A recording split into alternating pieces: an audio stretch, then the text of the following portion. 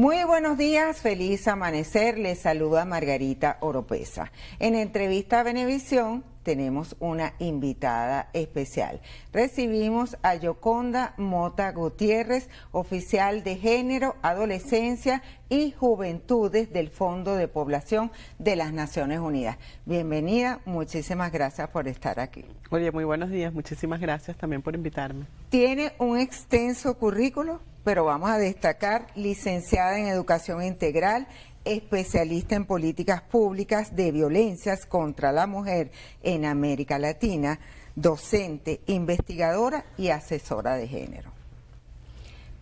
Todas las Naciones Unidas trabajando para erradicar la violencia contra la mujer y las niñas. Dentro de la campaña, Únete para erradicar la violencia y el activismo durante 16 días. ¿Cuáles son las formas de violencia que existen actualmente? Sí, bueno, fíjate, la campaña Únete, ¿verdad? Es una iniciativa del Sistema de las Naciones Unidas que tiene sus raíces, que tiene su historia, ¿no? En primer lugar, además es una campaña que inicia el 25 de noviembre, que es el Día Internacional contra todas las formas de violencia hacia las mujeres, y que culmina el 10 de diciembre de cada año. El 10 de diciembre se conmemora el Día Internacional de los Derechos Humanos, ¿no?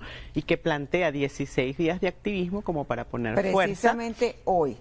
Concluye. Así es, y que exactamente estamos en el cierre de la campaña, que en buena medida la lógica de la campaña es poner fuerza pues ante la sociedad con un tema muy complejo, muy estructural y muy profundo, que es el tema de las violencias contra las niñas, las adolescentes y las mujeres, y que todo el sistema junto a otros actores sociales, ¿verdad?, los medios de comunicación, los gobiernos, el sector privado, sume esfuerzos para visibilizar ante la sociedad esta problemática y dar avances, ¿verdad?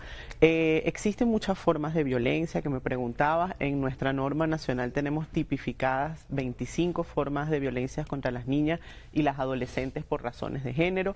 Hay 3 grandes tipologías, ¿verdad?, que agrupan a otras formas de violencia, que es la violencia física, la violencia sexual, ¿verdad?, y la violencia psicológica.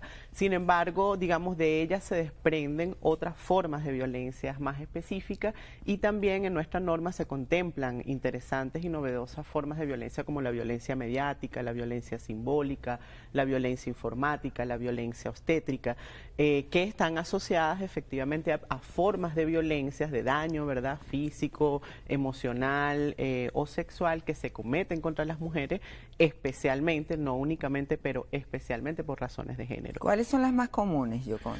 Bueno, fíjate, en el caso de, digamos, sigue siendo la violencia en lo íntimo de la pareja la forma de violencia más común, y a lo interno, digamos, en esa violencia íntima de pareja se dan muchas tipologías de violencia, y no siempre ocurre que es una sola forma de violencia, ¿no?, sino que pueden combinarse varias situaciones de violencia sobre una misma mujer a lo largo de un episodio o de un proceso de su vida, ¿verdad? Pero lo que es la violencia física, la violencia sexual y la violencia psicológica tienen enorme incidencia. 1 de cada 3 mujeres sufre violencia a lo largo de su vida, pero se ve mucho en las jóvenes.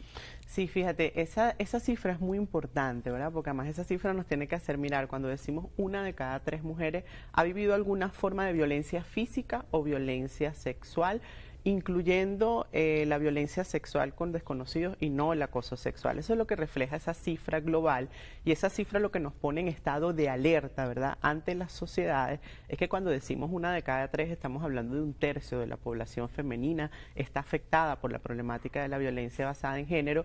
Estamos hablando entonces de un problema de enorme incidencia, tan grande como el hambre, como la desnutrición, como otros problemas sociales, pero que no necesariamente es el problema más visible, no necesariamente es el problema que esté en las agendas públicas, ¿verdad?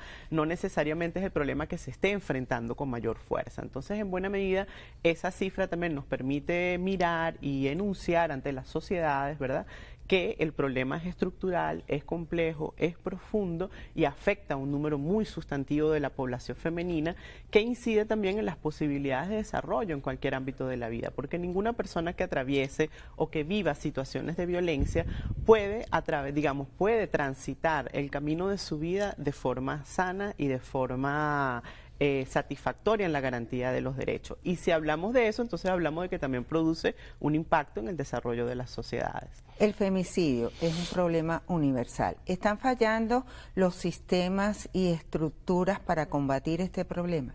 Bueno, por supuesto que sí, porque fíjate, el femicidio es la forma más cruenta de las violencias contra las niñas, las adolescentes y las mujeres por razones de género. Estamos hablando de la muerte violenta, ¿verdad? De las mujeres por razones de género, y es importante dar una cifra que es bastante alarmante también, que es en el mundo cada 10 minutos, o sea, le hace bien, cada 10 minutos muere una mujer por razones de género, ¿verdad? Ocurre un femicidio. En nuestra región de América Latina y el Caribe diariamente hay 140 femicidios en nuestra región. Entonces hablamos de cifras alarmantes. Las tendencias globales es que aunque se han desarrollado normas, que aunque se han desarrollado políticas, los femicidios se siguen incrementando. Entonces, por supuesto, esto nos invita a mirar la profundidad de la causalidad de la problemática del femicidio y, digamos, de los pasos que hay que dar para prevenirlo. Cuando tú comentas, ¿estamos fallando? Bueno, en buena medida sí, porque muchas de las mujeres que son víctimas, ¿verdad?, mortales por femicidio, han vivido, digamos, experiencias en las cuales han buscado apoyo, no han sido creídos sus situaciones, no ha sido creídas la gravedad de las problemáticas que atraviesan, o no han recibido, ¿verdad?, por parte de las estructuras institucionales, ¿no?, que se han creado para protegerle, no han recibido la protección suficiente y termina ocurriendo el femicidio. En muchísimos casos las mujeres ya han acudido ante espacios, digamos, institucionales en la búsqueda de protección. Entonces, eso nos dice, estamos fallando en dos direcciones. Estamos fallando en mejorar nuestras capacidades en la respuesta institucional frente a la protección de las mujeres que están viviendo violencia, y estamos fallando y eso nos da, digamos, cuando decimos estamos fallando, son las rutas que nos tienen, a su vez nos dan por hacia dónde debemos dirigir las acciones en trabajar socialmente en la transformación cultural de la problemática que causa el problema, ¿no? Eso que es la transformación de las normas sociales de género negativas que causan la problemática de la violencia. Yo tengo aquí una cifra, el 55% de homicidios de mujeres fueron cometidos por parejas íntimas o familiares. ¿Es necesario hacer un trabajo en el seno de la familia? Sí, bueno, como lo comentábamos antes, ¿verdad? Hablamos de casi un 60% de las víctimas de femicidios ocurren fundamentalmente en manos de sus parejas o exparejas. Como decían anteriormente, la violencia íntima de pareja sigue siendo la violencia mayoritaria. Entonces sí, es necesario hacer un cambio de patrones culturales, ¿verdad? O sea, y esto es muy importante porque es a lo interno de las familias, pero también es, digamos, en la sociedad toda, ¿verdad? Que debemos tratar de cambiar cuáles son, digamos, esas premisas socioculturales que están presentes, que siguen permitiendo y normalizando las conductas violentas hacia las mujeres como parte de la normalidad cultural, ¿no? Y eso supone, son cambios complejos, son cambios profundos, pero son cambios posibles. Y son cambios posibles a través de todo aquello que nosotros llamamos los agentes de socialización, los medios de comunicación, el sistema educativo, los espacios normativos, ¿verdad? Todo aquello que rige y estructura la vida humana y ciudadana tiene que dar un giro. Los valores. Así es, los valores que tienen que ver un poco también con esta percepción, digamos, de cambio desde lo educativo. Porque ¿cómo cambias los valores? O sea, ¿cómo cambias esos preceptos culturales que están presentes en el que te dicen, fíjate que hay un más o menos a nivel global, un 28% todavía en lo que es una encuesta que hace el PNUD, ¿verdad?, de transformación de normas sociales de género, 28% todavía considera que es válido pegar a las mujeres como una medida correctiva. Y a nosotros nos puede parecer horroroso, pero lo considera, digamos, culturalmente se sigue considerando válido. Entonces, cambiar esos preceptos culturales supone, por supuesto, introducir unos distintos, ¿verdad? Introducir, digamos, unos preceptos en los cuales la igualdad, el respeto, la corresponsabilidad estén presentes y estas desigualdades de poder se subsanen desde la infancia. Datos y cifras. En la actualidad hay datos disponibles de la incidencia de violencia contra la mujer en 161 países.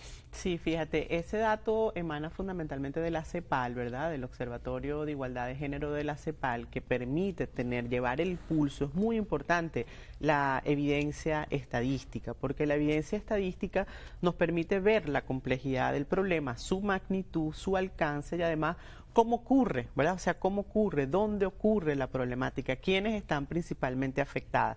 Tú decías anteriormente, bueno, hay unos riesgos diferenciados, sí los hay. En las adolescentes y las jóvenes, por ejemplo, 1 de cada 4 jóvenes ha vivido ya algún tipo de maltrato en el seno de sus primeras relaciones de pareja. Las mujeres con discapacidades tienen 4 veces más riesgos de vivir violencia sexual que las mujeres sin discapacidad, porque obviamente sus barreras digamos, las barreras que establece la sociedad en términos comunicacionales y algunas de sus limitaciones físicas o comunicacionales impactan en que los riesgos se incrementen, los niveles de dependencia.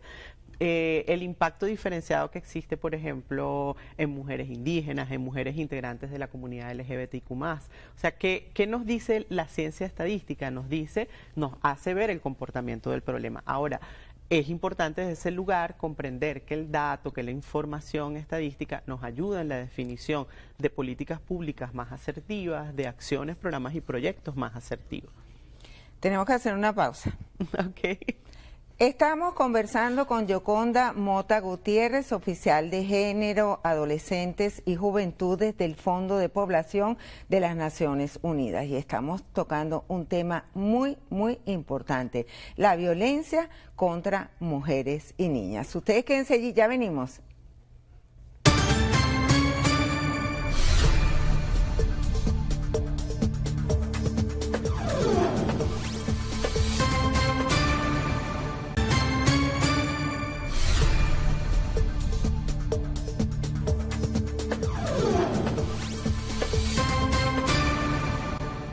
Seguimos en Entrevista a Venevisión conversando con Yoconda Mota Gutiérrez, quien viene realizando un trabajo muy importante en el seno de las Naciones Unidas para erradicar la violencia contra mujeres y niñas. Quisiéramos saber si también las mujeres que ejercen cargos públicos, que están inmersas en la política, que tienen también, que pueden ser ministras, gobernadoras, alcaldes, sufren también de violencia de género. Sí, y de muchas formas, ¿verdad? La violencia, como decíamos anteriormente, la violencia puede ocurrir en el ámbito público como puede ocurrir en el ámbito privado, ¿verdad? En la dimensión pública, en el caso de la violencia política contra las mujeres, ocurre en diversos momentos, ¿no? Por un lado, estos preceptos culturales que establecen como que la mujer no es capaz, ¿no? O sea, no tiene las competencias para, y eso termina teniendo es muy subestimada. Y eso termina teniendo una expresión en la cual es claramente notorio que aunque se ha ido progresivamente conquistando el espacio público en términos de derechos de participación y de estar en cargos de representación, todavía existen importantes barreras. De hecho, la mayoría de los países de nuestra región ha avanzado en normas de paridad política, porque existe culturalmente el tema de que, bueno, la mujer organiza, la mujer planifica, la mujer administra, pero la mujer no es quien decide, la mujer no es quien representa, la mujer no tiene como esa capacidad. Aún existe en el imaginario, y eso hace que entonces cuando hay procesos, digamos, por ejemplo, en lo que tiene que ver con el ejercicio de cargos de elección, que suelen enfrentar barreras y formas de violencias políticas concretas durante los procesos electorales. Adicionalmente, las que logran llegar, ¿verdad? Que son, y es importante decirlo, no existe paridad en el presente, o sea, son una importante minoría. Si nosotros vemos cuántas alcaldesas, cuántas gobernadoras, nos vamos a dar cuenta que los porcentajes son muy bajos, siguen siendo muy bajos. ¿Qué pasa también luego cuando estás en situaciones de poder? Eres víctima de situaciones también de sexismo, ¿no? Uno no ve, hay un ejemplo que no voy a decir el nombre, pero por ejemplo, unos titulares, ¿no?, de prensa de una mujer que logra un cargo importante a los 30 años de edad. Entonces el titular dice, ¿tendrá la capacidad a los 30 años de edad esta mujer? Y luego hay uno comparado con otro que llega al mismo cargo y dice, un hombre, y dice, este hombre genio llega al poder para ejercerlo maravillosamente. Entonces son como cosas simbólicas que están presentes, y luego, bueno, mucho sexismo, ¿no? O sea, digamos, comparar como a las mujeres que están en el acto público, relacionarlas más que a sus capacidades, a sus características físicas, a sus cuerpos, más que a lo que efectivamente hacen o a las competencias que deben tener. Entonces sí existen también formas de violencia, y luego enormes barreras, eso que se conoce como el techo de cristal, ¿no? Enormes barreras para efectivamente ocupar lugares de posición de jerarquía. y no solamente en aspectos de elección, sino también en cargos gerenciales, en cargos decisivos. Existen brechas salariales, que entonces todos esos temas son como invisibles, pero mujeres en el mismo puesto que varones, en el mismo puestos directivos o de jerarquía, pero que ganan menos, ¿no? Y se piensa que eso no ocurre, ¿no? Y si ocurre, y ocurre también en nuestro país. ¿Le cuesta más a una mujer hacer valer sus conocimientos, su profesionalismo con respecto al hombre? Le cuesta mucho más, claro, le cuesta mucho más porque todavía existen preceptos de género en el que siguen existiendo mandatos, en el que la mujer sigue estando fundamentalmente valorada por su función reproductiva, por su función doméstica, ¿verdad? Por sus labores de cuidado, su labor de madre, y menos por su rol en la vida pública, sus capacidades de incidencia, sus capacidades de liderazgo, sus conocimientos y habilidades técnicas. Y esto aplica no solo en la vida pública y política, sino en la ciencia, en el, digamos, en el mundo empresarial, en todo aquello que tenga que ver con la incidencia pública. Hay enormes barreras y desigualdades todavía presentes. El acoso sexual a través de las redes sociales, ¿cómo se está manifestando? Bueno, hablábamos un poco de la campaña Únete, cómo tiene el foco también este año, además del femicidio, en algunas violencias que también están surgiendo con los propios procesos evolutivos de las sociedades. Y una de ellas es la violencia facilitada por la tecnología, ¿verdad? Entonces, allí hay muchas formas en las cuales se están dando, y además como es un universo menos regulado, ¿verdad? El mundo del Internet, el mundo, digamos, del uso de las tecnologías de la información, ese universo está muchísimo menos regulado, entonces las formas de violencias que se dan allí, de las que no se habla, que van desde el uso de imágenes, ¿verdad? La extorsión a través del uso de imágenes, el envío de imágenes sin consenso, ¿no? Que afectan, digamos, también y que impactan psicológicamente a muchas mujeres, la extorsión. Un elemento muy importante y que además es importantísimo decirlo ante la sociedad venezolana, que es la utilización de las redes sociales como herramienta de captación para la trata, ¿verdad? Para la trata de niñas, de adolescentes, de mujeres, con fines de explotación sexual a través de ofertas engañosas, ¿verdad? Ofertas engañosas de, digamos, actividades en el extranjero, pagadas a unos montos irreales, competencias, cosas en las cuales se hacen ofertas falsas y que muchas suelen caer y se convierte entonces en un factor de riesgo frente a una forma de violencia muy compleja que es la trata de niñas, niños y adolescentes. ¿Cómo prevenir la violencia contra las mujeres y niñas? Bueno, ¿Cuál es el consejo que tú le puedes dar sobre todo a la población venezolana, a la familia venezolana? Sí, bueno, ese que tocas es un tema muy importante porque el mensaje central es que sí se pueden transformar estas realidades que están presentes, que aunque no se hable mucho de ellas, están presentes en nuestra cotidianidad. Y yo estoy segura que usted en cualquier casa, en cualquier escuela, en cualquier lugar, usted pregunta y alguna persona va a levantar la mano, que ya sea ella, su hermana, su prima, ha vivido alguna forma de violencia. Esto nos habla de una problemática social, digamos, generalizada. Entonces, ¿cuáles suelen ser como las medidas preventivas, verdad? Bueno, lo primero es, hay que trabajar en el asunto de la causalidad del problema, que es un asunto fundamentalmente sociocultural, ¿verdad? O sea, que seguimos teniendo sociedades con enormes preceptos patriarcales, con preceptos machistas, ¿verdad? Que establecen estas desigualdades de poder en las que las mujeres entran en situación de subordinación y que permiten o legitiman, normalizan esta multiplicidad de formas de violencia a lo largo de la vida. ¿Cómo se cambia eso? ¿Cómo se cambian los preceptos culturales? A través de la educación, ¿verdad? Entonces es clave en el seno de las familias, en el seno de los espacios donde ocurren procesos de socialización, léase la familia, léase el sistema educativo, o sea, es clave que, por ejemplo, estos temas, por ejemplo, a través de las políticas de educación integral de la sexualidad, que ya nuestro país ha dado importantes avances en ello, que tienen el componente de prevención de violencia basada en género y que implica que desde niñas, desde niños, estemos deconstruyendo esos patrones, ¿verdad? Estemos deconstruyendo esas premisas culturales para que luego, a lo largo de nuestra vida, ya no formen parte de nuestra cultura. Hay que sacarla digamos, hay que hacer como un barrido, ¿no? De esos preceptos culturales que tanto hacen daño y que no son daño daños excepcionales, ¿verdad? Que son bastante generalizados.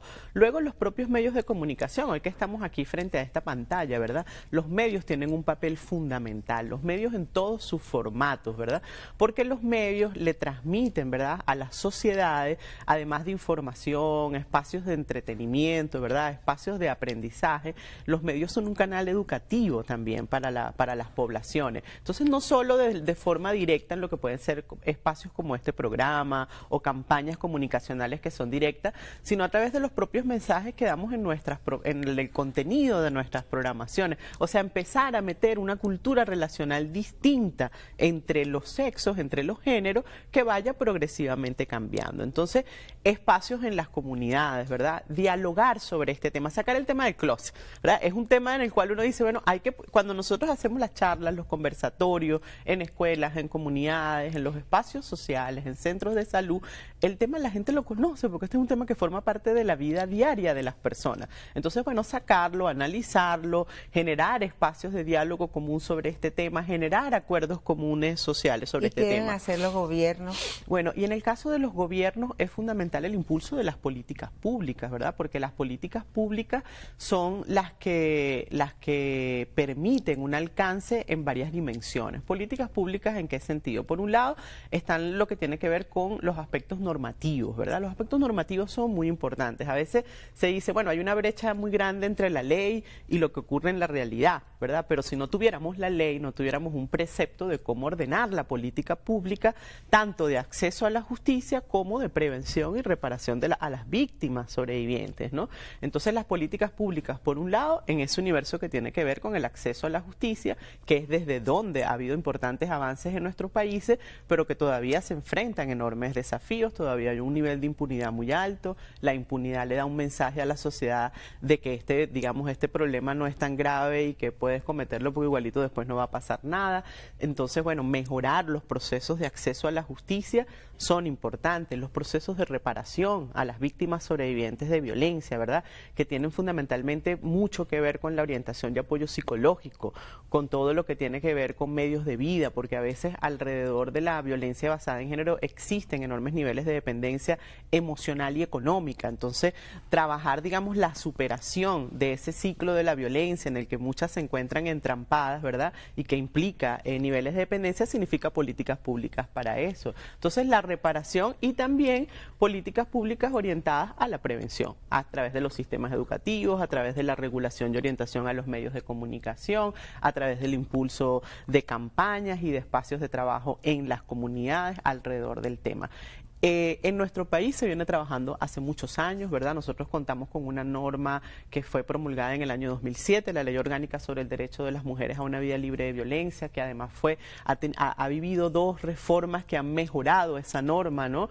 En 2014 y la más reciente en 2021, y de la norma también se desprende una institucionalidad especializada en la respuesta a la violencia que obviamente enfrenta desafíos porque es un problema muy complejo, pero se están dando pasos en esa dirección. ¿Cuáles son los países que tienen las leyes más avanzadas para luchar contra la violencia de mujeres y Bueno, niñas? fíjate, en nuestro país yo diría que la norma venezolana es una norma muy avanzada. En la región de América Latina y el país, todos los países de la región tienen normas específicas vinculadas con relación al tema de la violencia contra las niñas, las adolescentes y las mujeres. Alrededor de 14 países han avanzado en normas más especializadas.